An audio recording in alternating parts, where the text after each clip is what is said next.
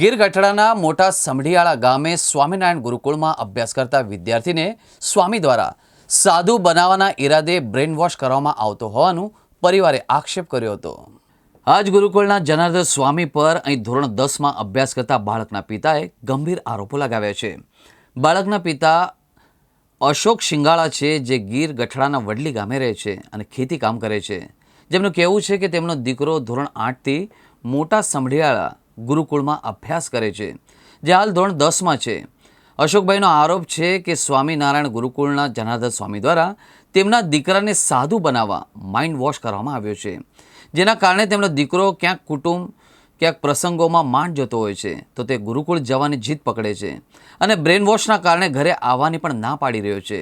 હાલ તેમને ધોરણ 10ની પરીક્ષા આપી છે અને તેને ઘરે લાવવા અશોકભાઈ ગયા, પરંતુ તે ન આવ્યો। જો કે આ સમગ્ર મામલે ગુરુકુળ કે જનાર્દન સ્વામી દ્વારા કોઈ પ્રતિક્રિયા સામે આવી નથી, પરંતુ ગુરુકુળના પ્રિન્સિપાલ બારિયા નારાયણભાઈ દ્વારા પ્રતિક્રિયા આપવામાં આવી હતી કે ગુરુકુળને અંદર ધર્મ અને શિક્ષણ આ બંને મુદ્દે અભ્યાસ કરાવાય છે અને હિન્દુ ધર્મનો પ્રચાર થાય તે હેતુથી સંતો બાળ સભાઓ લેતા હોય છે। જોકે વિવાદ મામલે પ્રિન્સિપલનું કહેવું છે કે જનાર્દન સ્વામી જૂનાગઢ ગયા છે અને તેઓનું શું ઓડિયો વાયરલ થયો અને કયા આરોપો લાગ્યા એ મને ખબર નથી। મારો છોકરો ગુરુકુળમાં સમઢિયાળા ગુરુકુળમાં ભણે છે સ્વામિનારાયણમાં, ને એણે સ્વામીના કહેવાથી અમારા ઘરમાં કંઈ શાંતિ રહેવા દીધી નથી।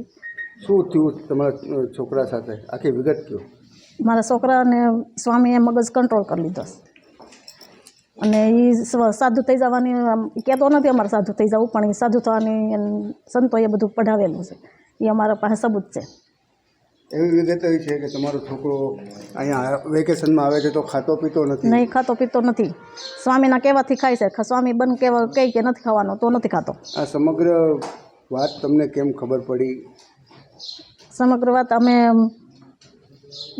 લેવા ગયા, વેકેશન પડ્યું ત્યારે લેવા ગયા તો એ આવ્યો નહીં, પાછા પરાણે લઈ આવ્યા તો અહીંથી ભાગીને વયો ગયો। પછી પાછો એવું 2-3 વાર કર્યું, ભાગીને વયો જાય, પાછો લઈ આવી વયો જાય ને પછી સ્વામીને કહેવાથી ખાઈ પીવે ને એવું કરે। સ્વામીએ ફોનમાં કહી દીધેલું તું આવી રીતે કરજે, ને લખાણે અમારી પાસે છે એનું સ્વામીનું।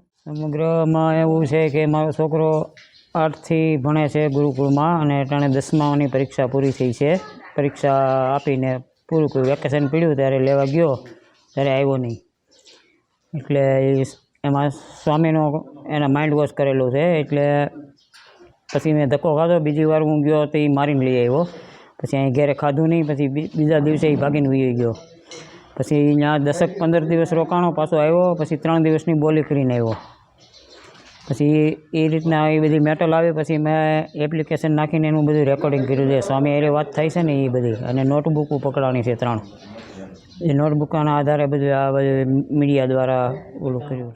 સાહેબ, જે બ્રેન વોશની વાત છે એ બ્રેન વોશ નથી, બરાબર। અહીંયા તો આ ગુરુકુળ છે, બરાબર, આ તો ધાર્મિક સંસ્થા છે, આમાં ધાર્મિક રીતે અને શૈક્ષણિક રીતે બે રીતે અહીંયા જે શિક્ષણ છે એ આપવાનું હોય છે। અને આપણો સંતો છે એ હિન્દુ ધર્મનો પ્રચાર માટે તો સંતો છે, તો એ હિન્દુ ધર્મ માટે તો એ બધી વસ્તુ છે, દાખલા તરીકે બાળ સભાઓ છે, બરાબર, આવી સભાઓ લેતા હોય છે ને એમાં વાતો કરતા હોય છે, બરાબર, સંતો જે, બરાબર ને હિન્દુ ધર્મનો પ્રચાર થાય એ તો ખાસ સંતોનું કામ છે, બરાબર। એટલે એ બાબતે એની અંદર વાત કરતા હોય અને એમાંથી કોઈ પણ જે બાળક છે એમને એ બાબતે વૈરાગ લાગે અથવા તો સાધુ થવાનો સંકલ્પ થતો હોય તો એમાં તો સંતોએ શું કરે કે હું શું કરું।